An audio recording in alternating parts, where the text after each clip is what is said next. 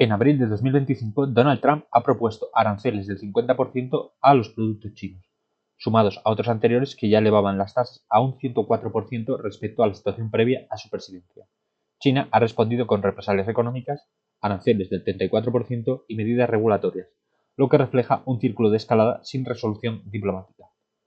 ¿Puede una guerra comercial llevar a una guerra real? Sí, y hay antecedentes históricos.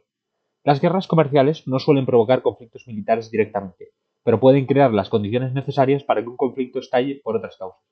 Algunos paralelismos históricos son, por ejemplo, las guerras del opio, donde el Reino Unido buscaba equilibrar su balanza comercial con China, que restringía las importaciones, y ante el cierre chino a productos británicos como el opio, el Reino Unido respondió militarmente.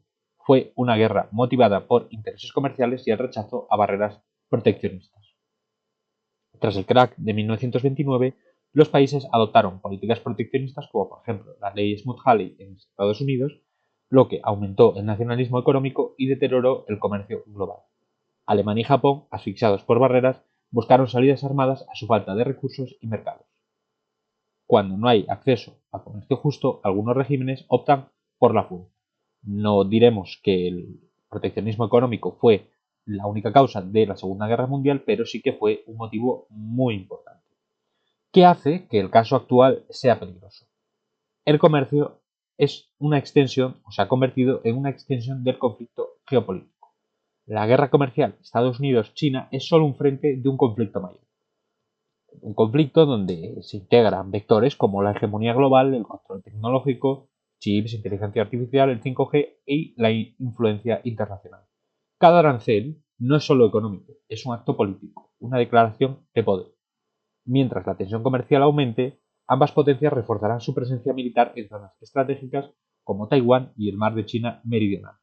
Una guerra económica duradera puede reforzar el sentimiento de cerco o amenaza en China y precipitar acciones más agresivas para romper ese cerco. Tanto Trump como Xi Jinping usan el conflicto para reforzar su legitimidad interna. Esto hace más difícil el retroceso, la desescalada y más fácil justificar un acto defensivo que en realidad sea ofensivo.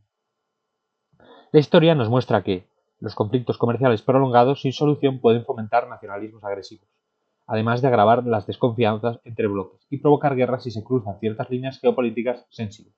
Hoy, la política arancelaria de Trump, lejos de ser solo una cuestión económica, alimenta un conflicto estructural entre dos potencias que ya se enfrentan en múltiples niveles: comercio, tecnología, diplomacia y territorio. ¿Desencadenará esto una guerra directa? No necesariamente, pero aumenta las probabilidades de un incidente armado, guerra de proximidad o choque indirecto que, si no se gestiona diplomáticamente, puede derivar en una guerra real.